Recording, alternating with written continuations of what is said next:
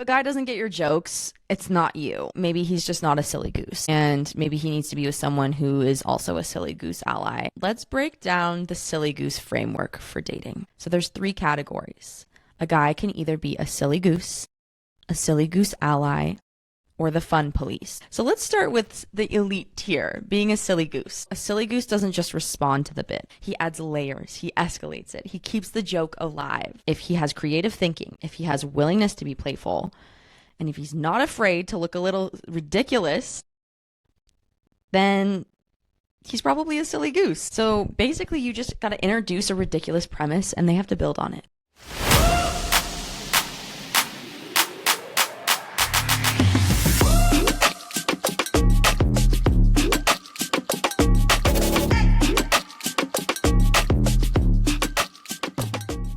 Hey, what's up, you guys, and welcome back to Model Behavior. It's Macy. I've been itching to talk to you guys. Oh my gosh. As you guys know, I was in Maui week before last for Margot's wedding. I was her maid of honor, and I had a great time. Okay, obviously it was my first time being a maid of honor, and honestly, when you're maid of honor, it's a lot of work, but it's even immensely more work for the brides. So obviously your job as the maid of honor is to make your girl's day easier. And so I definitely feel like we achieved that. But I low-key loved my bridesmaid's dress. Margot let us pick out our own bridesmaid dresses and like within a certain color range. And I loved my dress. I felt like it looked so good. I was wearing the tightest skims of my life. Like I couldn't really breathe too well, but I kind of got used to it after a while. And honestly, it was so worth it because like the pictures... The beachside pictures, oh my gosh, in full glam and hair and that dress, 8 down. I think I told you guys I was going to stay in a hostel for the first couple of days that I was in Hawaii, which I did end up doing. I stayed in a hostel on the rainy side of the island in the West Maui Mountains. And since it is the rainy season, it was rainy the first couple of days that I was there. But I did get to go on a hike with a bunch of people from my hostel, and I met a bunch of new friends. And then we hung out and went to like one of the local bars after, and we went to a food truck. It was amazing. And honestly, looking back, like I was kind of like amped up because I wanted to make sure that everything with the wedding went well. But like looking back, I had a great time. I also got to go snorkeling twice. I got to go whale watching twice.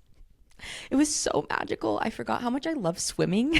I love swimming in the ocean. I got to see a bunch of sea turtles. I got to snorkel at Molokini Crater, which is like you have to take a boat out to it. And there were so many whales also. It was like peak whale watching season. There's so many humpbacks. They're about to migrate north to Alaska, but I got to see so many whales.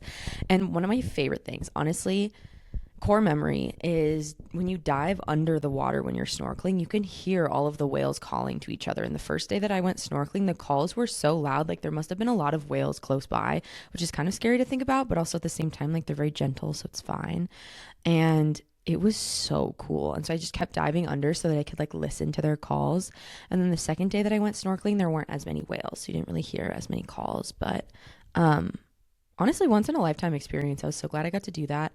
And then we had a beach day and I got to eat a lot of poke. I'm going to be honest, other than I had mahi mahi from a food truck, but other than that, like I just had grocery store poke like the entire time I was there, and it was so good.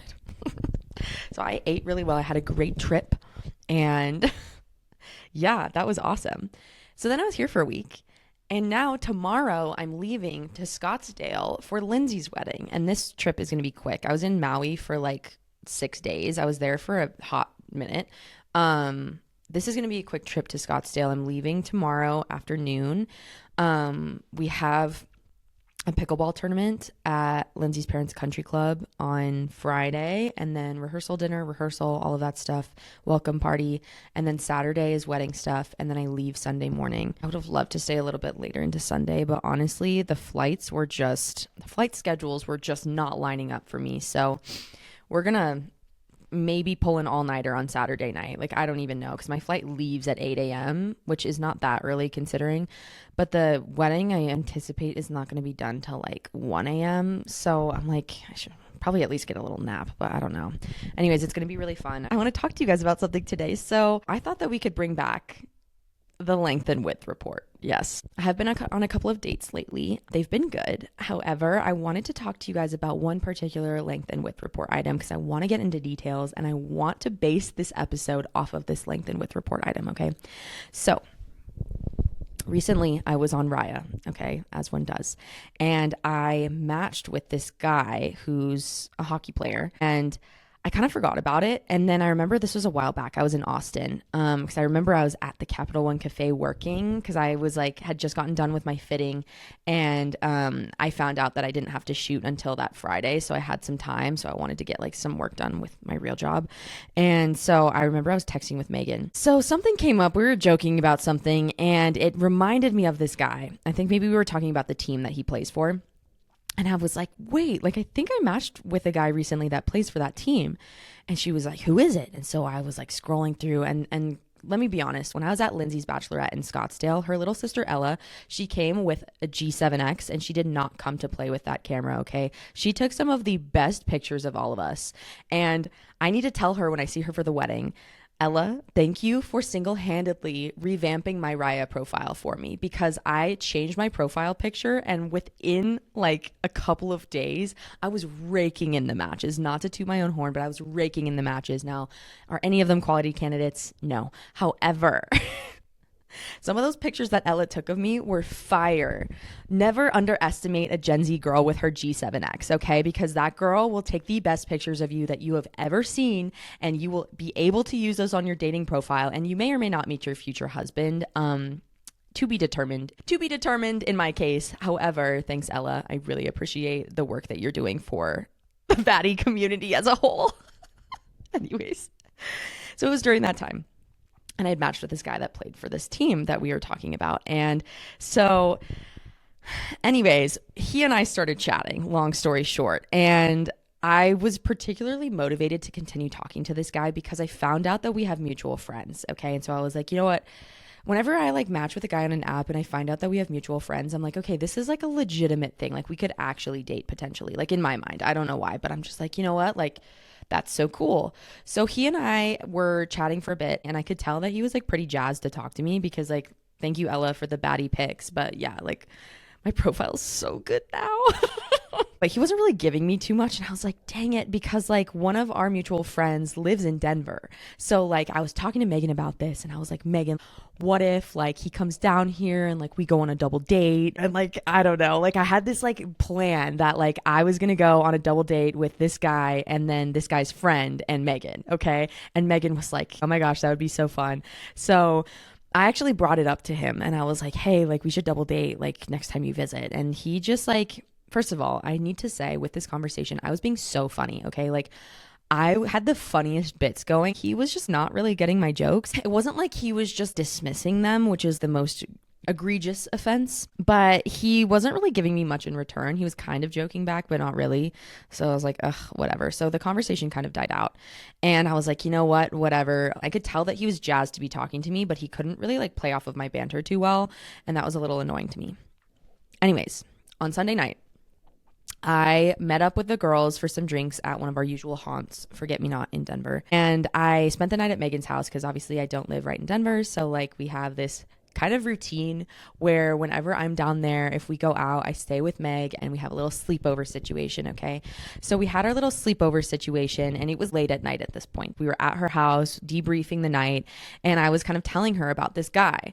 And I'm trying to figure out like what nickname I should give him, this hockey guy, but to be determined. However, the reason why we were talking about him is recently it was the All-Star break, okay? And so this year was an interesting year because we had an Olympics break and then for the AHL, there's also an All-Star break. I guess I wasn't fully familiar with how AHL All-Star stuff works, but basically each team has a player compete in the All-Star game. So each team from each division, and then they're sorted up into teams, and then the teams play each other, and then there's a championship, MVP, all of that kind of stuff. Well, he was the delegate from his team, which is kind of nice. I was like, oh, he must be like pretty good at hockey. All of a sudden I'm interested. No, I'm just kidding. So he was like the delegate from his team and he had this clip that went kind of viral from the skills competition where he had this like crazy trick shot and everybody was like, oh my gosh, how'd you do that? That type of vibe. And I remember it because Meghan had sent it to me because the NHL Instagram had posted this shot that he had in the all-star skills competition. And I was like, okay, well, like, that's kind of hot. So then we were joking around about like his all-star prowess, because then also during the tournament he scored a bunch of goals and all of that stuff. And so then Meghan was like, maybe you should give him another shot, like kind of joking about it. The topic of this guy, I'm just going to call him BB for now. The topic of BB came up, and it had obviously been a couple weeks since I had talked to him, but I looked at Meghan and I was like, should I text him? And she was like, yes. And so then at the time we were trying to figure out where we could get ice cream, and it was kind of getting late, so not a whole lot of places were open. So we found this really weird ghost kitchen on DoorDash. It had the weirdest ice cream flavors, and we were really debating getting ice cream from there. I sent him a screenshot of the ice cream flavors, and I asked him, like, what flavor should I get? This is a test, because I'm like, these flavors were so weird. It was like ube brownie and this one called dark matter, which is like this weird brownie flavor, but there's a bunch of other stuff in it. So I took a screenshot of all the weird flavors, and I was like, which one should we get? And so he answers almost immediately, and it's pretty late at night. Like, he answered within like a minute or two, which I was like, oh, okay. Or he picked like the chocolate one. I asked him to explain, to defend his choice. Crickets. Did not hear back from this man. Never heard back from this man. And I was kind of like, Meghan, like, why didn't he text me back? And she had a really interesting response. So I wanted to talk about her theory that she presented, okay? Because I had talked to her about this, and I was like, why doesn't he think I'm funny? Why is he not playing off my jokes? Like, I thought he was like jazzed to be talking to me, like super excited. And so she said, this is over text, by the way. She said, in my opinion, it's still funny. Some people are a silly goose, and some people are merely silly goose allies. He was down to clown when you asked him for a flavor, but when you asked him to explain his choice, he wasn't ready to riff. That is a silly goose ally. He didn't know what to say to that. He wasn't prepared to present a case for his choice, but he still played along. Men can be good test subjects to try your bits. So ask yourself, was it a bad bit, or was he the wrong subject? She always comes through with the most thoughtful takes, and I feel like that's what makes her like such a good hockey analyst. But I was like, that is a brilliant take. And so that's what I wanted to talk about today. I want to talk about the importance of banter, especially in the early stages of dating, and what it means about the person, because for me, banter in early stages is very, very important. Meghan's theory is that some men are silly geese and some men are silly goose allies. Okay. So with the example of BB, he was willing to participate, but he wasn't ready to commit to the bit. And so that just made me realize how important banter is in the early stages of dating. It is so important. Oh my gosh, it's so important. So like early dating, especially like in today's day and age, is mostly like texting, flirting, jokes, kind of just like playful social testing. And to me, like, banter is like a mini compatibility test. So it can tell you if like this person can think quickly, if they are like smart enough to understand your jokes, but also even if they don't completely understand it, just to like play along with it. And also like important for me is like, does this guy feel comfortable being a little bit weird? And that's like a really important trait. And I know you guys probably agree. It is so important to have a guy who is lighthearted and can laugh at your jokes and make his own, okay? Because or else you're in for a long life. Because like in my mind, banter is like basically conversational chemistry. Like you don't have to be the hottest guy in the world, but if you have good banter, that instantly makes you 10 times more attractive. After Meghan's pep talk, I was like, you're so right, girl. And I wanted to read more about the science of humor and intelligence. So there's a lot of research connecting humor with intelligence and creativity. Research shows that humor requires cognitive flexibility, which can be a reflection of intelligence. And those levels of intelligence include pattern recognition and fast cognitive processing. So the brain has to recognize a setup, detect the twist, and then produce a response in a quick manner. And that ultimately reflects on an aspect of intelligence. So there was a 2017 study in the journal Intelligence that found that people who scored higher on verbal intelligence and abstract reasoning were also better at producing humor. So that's a specific type of intelligence, right? Like, you know so many smart people that aren't funny at all. Trust me, in my daily job, in my day-to-day career working at the university, I encounter extremely intelligent people on the daily that are not funny at all. They cannot laugh at themselves. They take things too literally. And to be be honest, like most of the time it's endearing, but some of the time there's this one guy that was a postdoc that literally was like always trying to be the smartest in the room, always trying to one up everybody to the point where he would do it to like grad students defending their dissertation. And I'm just like, you're a postdoc, buddy. You already got your PhD. Like, you have nothing to prove here. But anyways, guys like that guy exist in my world on a daily basis. So when I'm talking about banter and intelligence, it specifically reflects on verbal intelligence and abstract reasoning, which I have learned are important aspects of intelligence that I want in a future partner. So in evolutionary psychology, humor is also kind of considered a courtship signal. So, you know, when you watch those nature documentaries and the male birds are doing mating dances for the females and the females are like, okay, or they're like, no. We as humans, we have similar courtship rituals, and one of them involves humor. So some evolutionary psychologists argue that humor functions similarly to peacocking, singing ability, or artistic creativity like you see in animals. I'm just talking about the birds because that's all I remember from like the latest David Attenborough documentary that I've watched. But yeah, it also signals social intelligence, which I would argue social intelligence is probably one of the most important forms of intelligence that you can have. There's some signals of bad banter, and I can talk to you about it because even though these conversations with BB just happened over text, unfortunately, I have had enough experience with bad banter to know what that looks like early on. And bad banter signals include literal thinking, low conversational creativity, or social stiffness. Now, that being said, is there a chance that BB doesn't like me? Yes. Is there a chance that this is all just signaling low interest? Yes. Okay. Yes. And I know that, and I acknowledge that. And I was talking to Meghan about that. I'm like, you know what? Maybe he's just like not that into me, and that's totally okay. Or maybe he's like, she lives in a different state. She goes to a different school. Like, what's the point? And here's the thing. Regardless of if he has low interest or not, I still think this is an important conversation to have. So research from relationship psychology shows that couples who laugh together report higher satisfaction and longevity. So their relationships last longer and they're happier with their relationship. So I think it's really important to have a good sense of humor. And I'm going to be honest, if a guy is not getting your jokes right off the bat, he's probably not a silly goose. To be fair, though, that's funny. It's like my next point in my notes. Some people warm up slowly. Sometimes they're funnier in person. Okay, I'm going to give them that. And sometimes people are just not very good texters. So you can't fully certify them as a silly goose until you meet them in person and actually have like some in-person conversations with them.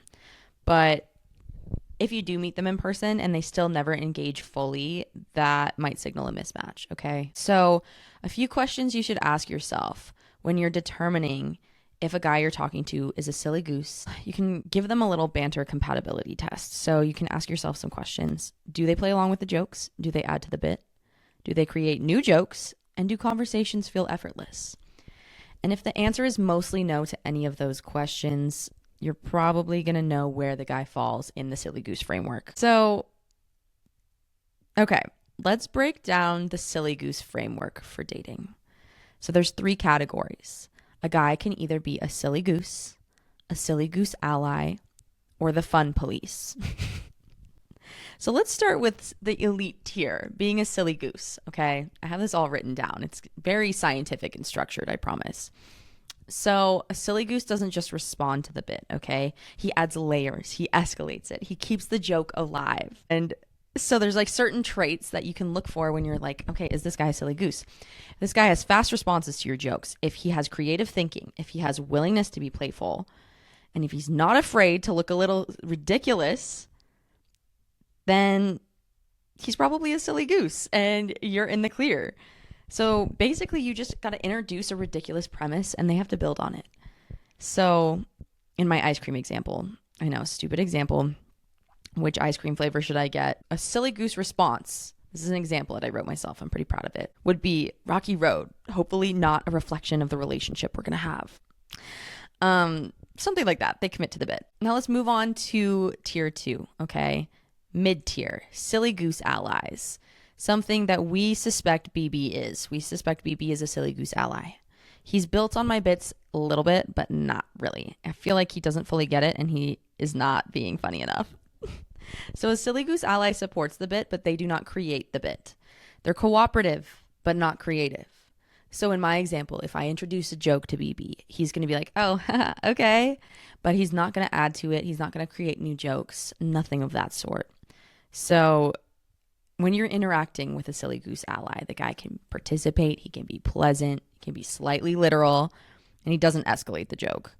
So it's basically having an audience member, which I could write a thesis on why I am so sick and tired of going on dates with silly goose allies. They're not the worst in the world, but it does feel like you're there to entertain them. And here's the thing, I'm not saying I'm the funniest person in the world, okay? When I say being funny, I kind of am using that as a synonym for playful. I think that you don't have to be doing a stand up bit all the time on a first date, but you should have a playful energy about you. You have to be willing to laugh at yourself. You just have to have a little bit of goofy, silly, playful energy about you. So let's move on to the third tier, which is the fun police, immediate disqualification. So this is the worst category. This is where they reject the bit entirely. So traits of the fun police. They're literal, dismissive. They have low playful energy, which I just talked about how important playfulness is. And sometimes they're mildly annoyed by your bit. So for example, when I said, which ice cream flavor should I get? This is a test. The fun police would respond, why is it a test? Or just get the one you want, or I don't know. So that's brutal. Okay, that is brutal. I think that you can work with a silly goose ally. I think that the fun police, immediate disqualification. So keep that in mind when you start a bit with a guy. Really pay attention to what tier they fall in. Are they a silly goose? Do they build on your joke? Are they a silly goose ally? They laugh but don't add anything or take it slightly literally. Or are they the fun police where they dismiss your joke, just say, I don't know, or act a little bit annoyed? Like, because that, girl, we're not doing that. We're not doing that. Oh my gosh. Anyways, according to research, if you want a long, happy relationship, it behooves you to seek out a silly goose of your own. However, if a man is a silly goose ally, that does not disqualify him. It just warrants an in-person investigation. And if you even sense that this man is a member of the fun police, I will say it, run. Don't walk, run, or skate in this case. Skate away. Skate away from that man. Anyways, I hope you guys have a fantastic week. That's all I have for you. And I look forward to talking to you guys in the next one. Bye.